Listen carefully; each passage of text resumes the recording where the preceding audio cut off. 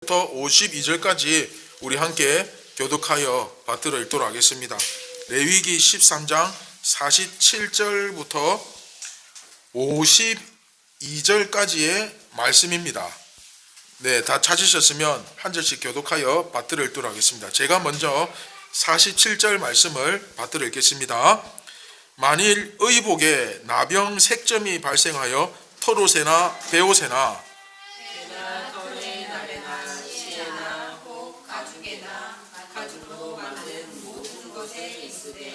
그 의복에나 가죽에나 그 날에나 씨에나 가죽으로 만든 모든 것에 병색이 푸르거나 붉으면 이는 나병의 색점이라 제사장에게 보일 것이요 제사장은 그 색점을 진찰하고 그것을 이래 동안 간직하였다가 이래 만에 그 색점을 살필지니 그 색점이 그 의복의 날에나 씨에나 가죽에나 가죽으로 만든 것에 퍼졌으면 이는 악성 나병이라 그것이 부정함으로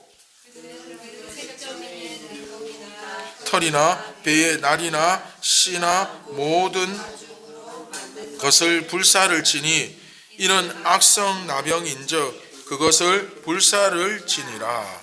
아멘. 자, 레위기의 규례는 이스라엘의 백성의 그 거룩함과 정결함을 지키는데 그 핵심 가치가 있습니다. 그래서 레위기에 지금 우리가 배우고 있는 특히 13장 이 정결규례의 핵심이 뭐냐? 거룩함과 정결함을 지킨다. 이게 이제 목적이에요. 이해되시죠?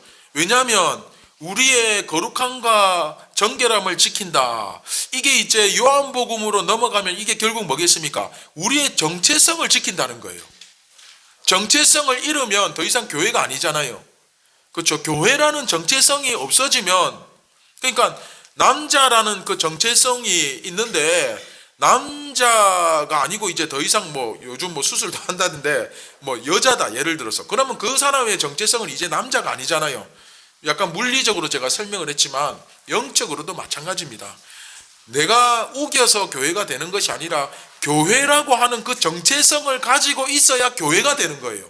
그렇죠? 그냥 예배당에 나와서 교회에 나와서 앉아 있는다고 교회가 되는 게 아닙니다. 교회라고 하는 정체성을 지켜야 되는데 오늘 레위기에서는 그게 뭐냐? 거룩함과 정결함을 지키는 것이다. 그래서 정결 규례는 그러면 결국 이 말씀은 무슨 말씀이겠습니까? 제가 늘 이야기하잖아요. 은혜를 받는 것도 중요하지만 이 받은 복과 은혜를 유지하는 것이 훨씬 더 중요하다. 그래서 거룩함과 정결함을 지키는 것에 목적이 있다. 이것은 다른 말로 표현하면 결국 뭐겠습니까? 하나님께서 주신 은혜를 계속해서 유지하는 비결이 뭐냐? 그렇죠? 그 노하우를 지금 가르쳐 주는 것입니다. 그래서 이제 삶의 모든 영역에 우리 삶의 구석구석에서 일어나는 모든 영역에서 이 규정들이 다 주어지는 거예요. 그러니까 성경에는 우리가 생각하는 모든 이야기가 다 들어있어요. 심지어 물건에 관한 이야기도 오늘 나옵니다. 자, 오늘 본문에서 재미있는 것은 나병이 사람에게만 있는 것이 아니라 의복에도 있다고 주장을 합니다. 그런데 사실 우리가 알고 있는 피부병하고 의복의 이제 그 전염성을 가진 피부병하고 의복에 나타나는 오염, 이것은 좀 다른 것인데 성경에서는 의도적으로 같은 단어를 쓰고 있어요. 그래서 사실은 실제로 의복에서 일어나는 전염병은 쉽게 말하면 곰팡이입니다. 옷에 피는 곰팡이. 그런데 재미있는 것은 성경은 어쨌든 하나님은 이 우리 몸의 전염성을 가진 이 전염병하고 그리고 의복에 피는 곰팡이를 똑같은 것으로 지금 이야기하고 있다는 거예요. 같은 단어를 쓰고 있습니다. 이해되죠? 그래서 성경에서 의복에 있는 전염병을 전염병이라고 해석하면 조금 이해하기가 어렵습니다. 곰팡이라고 보시면 돼요. 옷에 피는 곰팡이. 이해되셨죠? 그래서 이것을 그냥 단순히 광야에서 이스라엘 백성들이 그냥 이렇게 깨끗하게 청결하게 살 수 있는 위생 규정, 그냥 위생 관리하는 뭐 그런 조항이 아니냐 이렇게 보면 사실 우리가 더 이상 이 말씀에서 배울 것이 없습니다. 그러나 우리가 지금까지 쭉 묵상해 왔던 방식대로 이 나병의 오염을 영적인 문제로 해석하고 접근할 수 있다면 우리는 분명히 이 말씀에서 오늘 배울 것이 확실하게 있습니다. 예. 자, 47절부터 한번 보겠습니다. 자, 47절, 48절, 49절 보시면 모든 종류의 의복에 푸르거나 붉은 색점이 생기면 그게 어떤 것이든지 간에 그런 색점이 생기면, 그러니까 곰팡이가 피면 그건 나병의 색점이라고 규정합니다. 사실 같은 단어, 사람에게 나타나는 악성 피부병, 전염성을 가진 그 피부병을 의미하는 단어와 지금 같은 단어를 사용하고 있는데, 우리가 알기에는 이 옷에 생기는 것은 조금 전에 말씀드린 대로 곰팡이죠. 물론 곰팡이는 병원균이 될 수 있기 때문에 옷에 곰팡이가 생겼는데 이걸 그냥 방치하면 안 되겠죠. 특히 지금처럼 요즘은 약품으로 이렇게 살균 처리를 할 수 있고, 또 세탁소에 맡기면 또 이렇게 그 곰팡이 같은 것도 다 이렇게 제거를 처리를 해주잖아요. 그런데 그 당시에는 그런 기술이 없었습니다. 그것이 또 사람들에게 옷에 핀 곰팡이가 병원균이 될 수 있으니까 주의해야 될 필요는 분명히 있었습니다. 그러나 재미있는 것은 다시 한번 말씀드리지만 이것을 나병으로 규정하고 있다는 거죠. 곰팡이를 성격상 전염성을 가진 그런 나병, 그것과 똑같은 가치로 보고 있습니다. 그런데 더 재미있는 것은 이걸 꼭 사람 대하듯이 합니다. 자, 50절부터 한번 보겠습니다. 자, 사람의 경우는 어떻습니까? 보통 우리 사람이 그런 몸에 이제 뭐가 나고 이렇게 하면 7일 동안 격리를 하잖아요. 그래가지고 격리를 시켜가지고 일단 안전한가 안 한가, 전염성을 가졌는가, 그리고 그게 진행, 확장성, 전염성과 확장성 배웠죠. 진행이 되고 있나 없나 요거를 7일 동안 확인을 하는 거예요. 그렇죠? 그리고 그게 확장성을 가지고 있고 퍼져나간다? 그러면 그 부정한 거예요. 근데 사실 곰팡이가 피면 곰팡이가 퍼져나가죠. 그러니까 그것도 똑같이 부정하다 하는 거예요. 그렇기 때문에 곰팡이에 의해서 오염된, 여기서는 나병이라고 되어 있지만 곰팡이입니다. 여하튼 곰팡이에 의해서 오염된 옷이나 의류나 이불이나 뭐 직물, 이것은 더 이상 사용할 수 없고 불살라야 돼요. 뭐 현대에도 치명적인, 아주 그냥 치명적인 전염병을 안았던 그런 환자가 사용했던 옷이나 물건은 다 소각시켜 버리잖아요. 우리 그 코로나 그 한참 막 대구에서 처음에 빡 터졌을 때 그때 그냥 막 죄다 태워버리고 막 소각시키고 그렇게 했잖아요. 그리고 조류독감, 그 다음에 돼지 그 가축들을 농가에 그런 전염병, 그런 것 때문에 몇백 마리씩 그 아까운 것을 전부 다 묻어버려 땅에. 그렇죠? 그런 것처럼 그 당시에는 이런 방역 시스템이 없었는데도 하나님께서 지혜를 주셔서 이렇게 곰팡이가 피고 오염이 되면 그것을 다 태워버리는, 이것은 상당히 지혜로운, 그 당시에는 그런 처사였다 할 수 있습니다. 근데 이것을 단순히 옷에 곰팡이가 생기면 그것을 어떤 위생상의 지침이다, 뭐 당연한 거 아니냐, 그 당시에 무슨 살균 처리를 할 수 있는 것도 아니고, 그러니까 다 태우는 것이 맞지. 네, 이건 어쩌면 그냥 당연한 이야기일 수도 있습니다. 곰팡이가 피면 태워야지, 살균해야지. 그러나 지금까지 이 표현이 사실은 곰팡이가 아니라 뭡니까? 나병이라는, 성경에는 나병이라고 단어를 사용하고 있거든요. 그리고 사람에게 있어서 나병이 생겼다는 사실은 하나님 앞에서도 부정함과 정결함의 문제와도 연결되어 있다, 이 사실을 생각해 본다면 이건 역시도 우리가 옷에 나병이 생겼다는 표현 자체가 우리가 가진 어떤 물건들, 자, 요게 포인트죠. 옷에 나병이 생겼다, 근데 태운다, 이렇게 표현하는 것은 우리가 사용하는 소유물들에도 이 죄에 의한 오염이라는 이 개념이 개입될 수 있다 없다? 있다, 그 얘기하는 겁니다. 이해됩니까? 자, 요 지점부터 이해를 잘 하셔야 돼요. 다시 말하면 결론적으로 물건이, 우리가 사용하는 물건이 우리의 죄를 유발하는 오염원이 될 수 있다라는 겁니다. 이해되십니까? 물론 여러분, 물건이 죄를 지을 수는 없습니다. 이 물컵이 어떻게 죄를 짓습니까? 이 마이크가 어떻게 죄를 짓습니까? 그런데 이 마이크에 대고 욕을 하면 이 마이크를 통해서 죄를 짓는 거예요. 이해되시죠? 그런 원리입니다.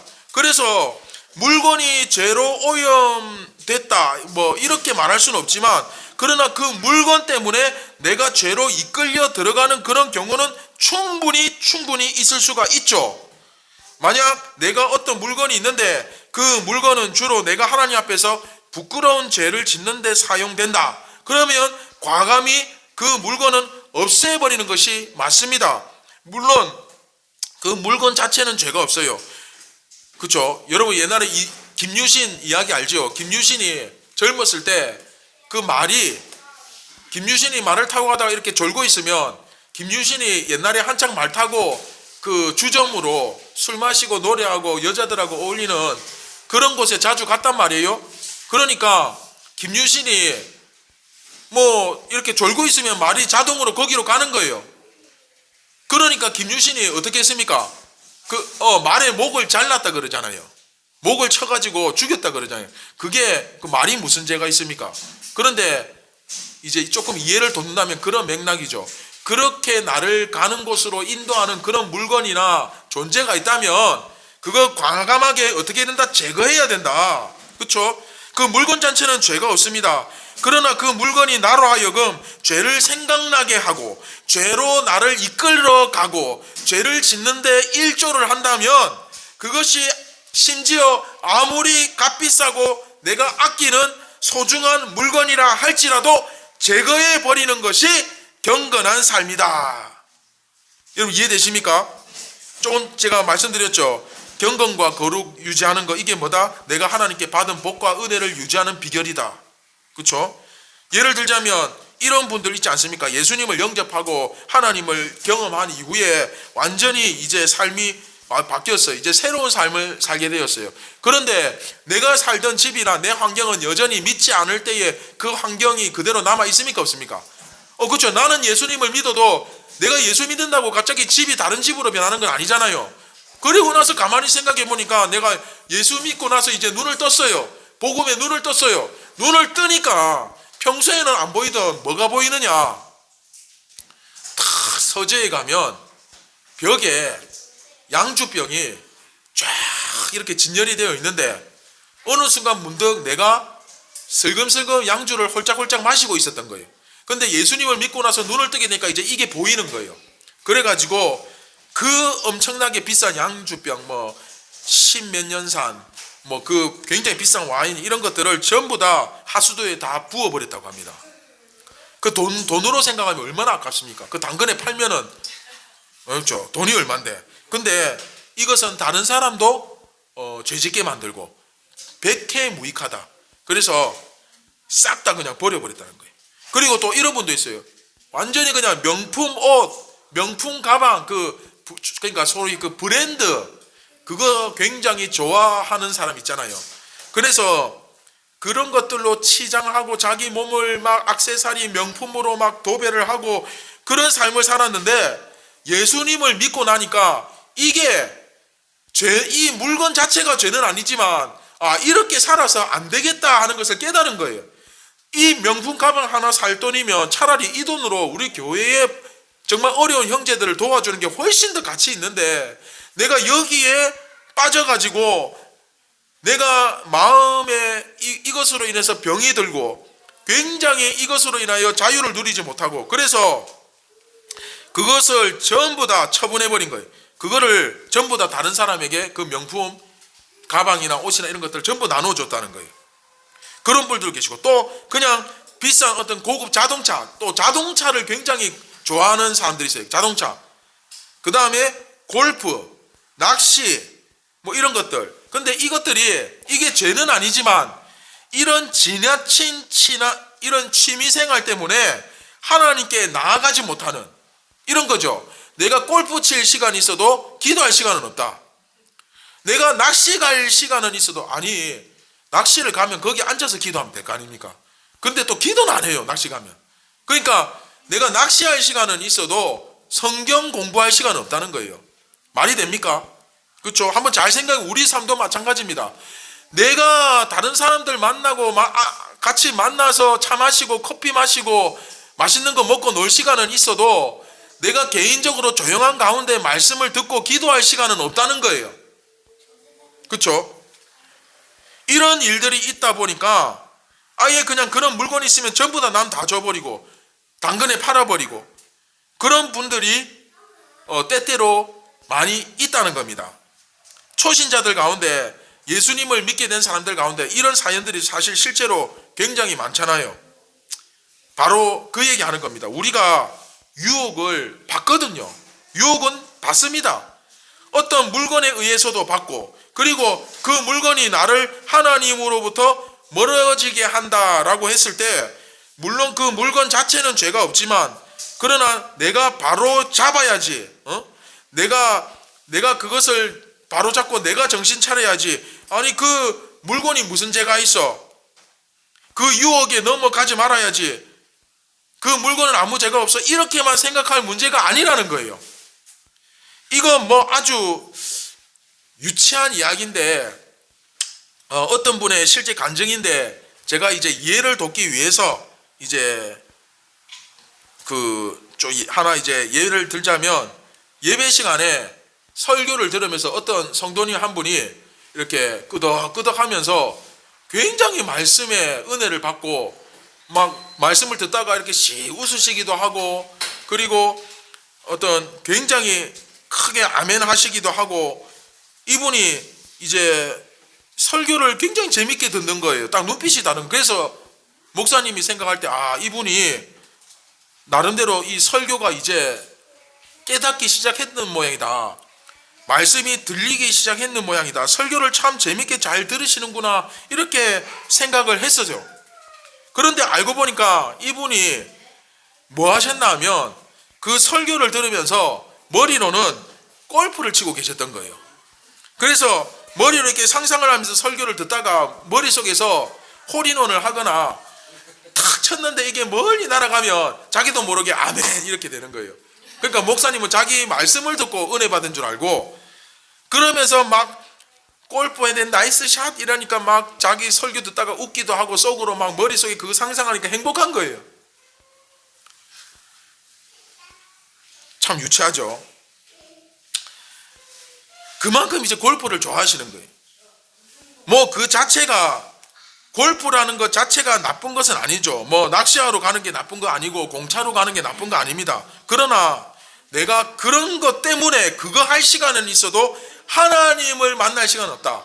결국 하나님을 만나는데 방해를 받는 경우가 생기지 않습니까? 그랬을 때는 그 유혹을 그대로 그냥 둔 채 눈앞에 골프채 그대로 그냥 두고 눈앞에 낚싯대 그냥 그대로 놔두고서 골프채가 무슨 죄가 있어? 낚싯대가 무슨 죄가 있어? 뭐 축구공이 무슨 죄가 있어? 하는 내가 하나님을 잘 섬겨야지. 그런 식으로 해서 안 바뀐다는 거예요. 이해됩니까? 그렇게 하면 안 됩니다. 골프채를 집에 가장 잘 보이는 곳에 세워두고 그렇게 생각하면서 골프가 무슨 죄가 있어? 내가 정신 차려야지. 이렇게 행동하는 것은 정말 어리석은 행동이라는 거예요. 그럼 어떻게 해야 되느냐? 과감하게 제거해 버리는 게 맞습니다. 그거 놔두고 집에서 절대 변화되지 않습니다. 여러분 2023년이 끝나가고 있습니다. 여러분 가정에 그런 하나님을 가까이 하고 예수님을 가까이 하는데 방해가 되는 것이 있다면 올해가 가기 전에 과감하게 제거해 버리시기 바랍니다. 막 전부 갖다 다 내버리라 그런 말이 아니라 내가 여기에 계속 유혹을 받으면서도 이것을 제거하지 못하고 미련하게 계속 버티고 있다면 그것을 제거하는 것이 맞습니다. 결국 여러분 핵심은 뭡니까? 그런 실제 삶의 변화를 통해서 내가 하나님 앞에 거룩해지고 정결한 백성이 되는 거지 머릿속으로 백날 생각하고 있어봐야 성경 말씀 아무리 들어봐야 그것이 삶으로 나타나지 않으면 변화도 없고 구원도 없다라는 거예요. 여러분 꼭 기억하십시오. 예수님 말씀하셨죠. 누구든지 나를 주여 주여 하는 자마다 다 구원을 받는 것이 아니라 하나님의 자녀가 되는 것이 아니라 어떻게? 아버지의 말씀대로 행하는 자가 구원을 받는다 그랬죠. 그렇죠? 누구든지 내 이름으로 예수님처럼 형제에게 물 한 그릇 대접하는 자에게 상이 있습니다. 여러분, 이 의미를 잘 깨달아야 돼요. 목사가 또 이상한 소리 한다. 뭐 구원이 없다더라. 이렇게 이해하시면 안 됩니다. 여러분 잘 기억하셔야 돼요. 이 실제 신앙생활은 영으로 하는 것이라고 했지만 결국 육으로 하는 거예요. 그렇죠? 이게 무슨 의미입니까? 내 삶에 실제로 그 변화와 결단이 나타나야 됩니다. 그렇죠? 그래서 백날 마음으로 이건 나쁜 거야, 머릿속으로 정신 차려야지, 백날 생각해봐야 이거 실제로 그것을 제거하지 않으면, 내 몸이 반응해서 그것을 제거하고 내 몸이 직접 나서서 그것을 치워버리지 않으면 이것은 죽을 때까지 반복하게 되어 있습니다. 그래서 여러분, 우리가 365일 52주 주일 예배만 해도 52번 드리고 경건의 시간까지 하면 1년에 100번도 넘는 말씀을 듣고 경건의 시간을 하고 기도를 하는데, 그래도 변화되지 않는 이유가 뭡니까?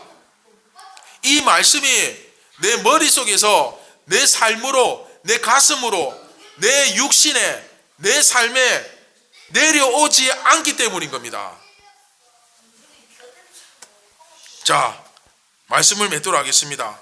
사랑하는 선한 제자교회 성도 여러분, 혹시 내 주위에 그런 물건이 없는지 한번 잘 생각해 보기를 바랍니다. 내가 이거 하느라고 하나님 앞으로 못 나아간다.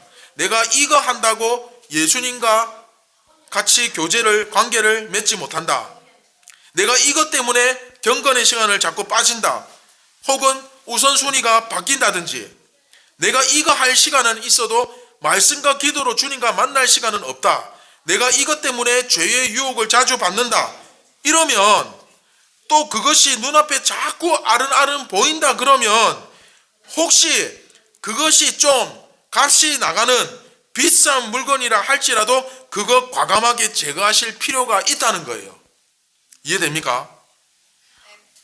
예수님께서 뭐라고 말씀하셨습니까? 내 한쪽 눈을 잃고서라도, 내 한쪽 눈을 빼어서라도 천국에 들어가는 것이 훨씬 낫다. 내 한쪽 팔을 내가 잃더라도 차라리 그거 잃고 내가 천국 들어가는 게 천국 못 가고 지옥 가는 것보다 훨씬 낫다. 여러분, 그만큼 이 죄라는 것이 무시무시하라는 거예요. 네가 계속 그런 반복되는 죄에 빠져가지고 살면서 천국도 못 들어갈 것 같으면, 예를 들어서 네 눈이 자꾸 그런 범죄를 하면 그 눈을 뽑아버려라.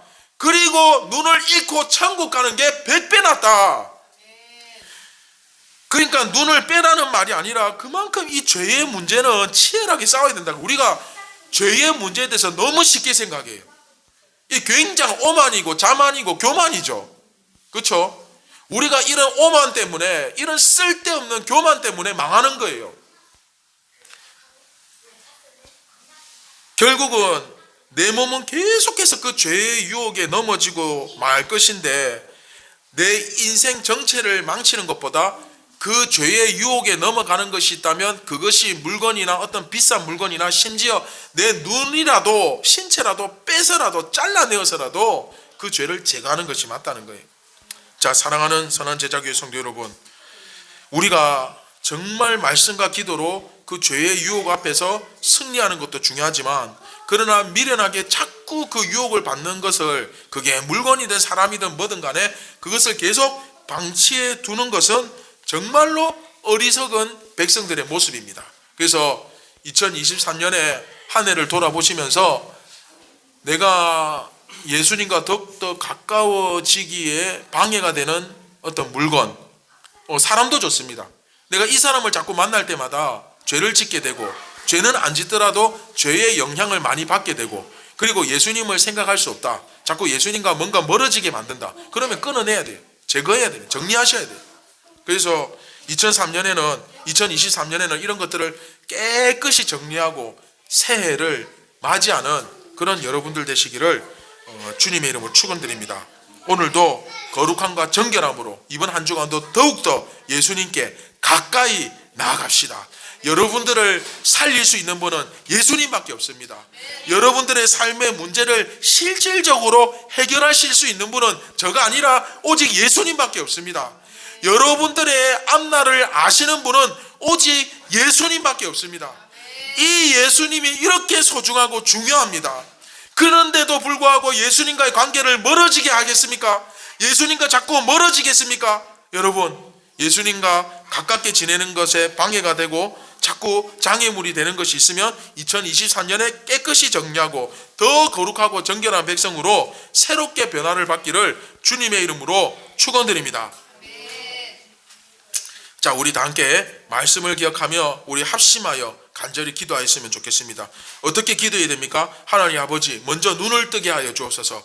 내가 예수님과 가까이 자꾸 관계를 맺고 주님 가까이 딱 붙어서 살아야 되는데 자꾸 멀어지게 만들고 어떤 그런 방해하는 물건이나 방해하는 환경이나 멀어지게 만드는 그런 사람이 있다면 하나님 2023년에 이것을 제거할 수 있는 결단력을 주시옵소서.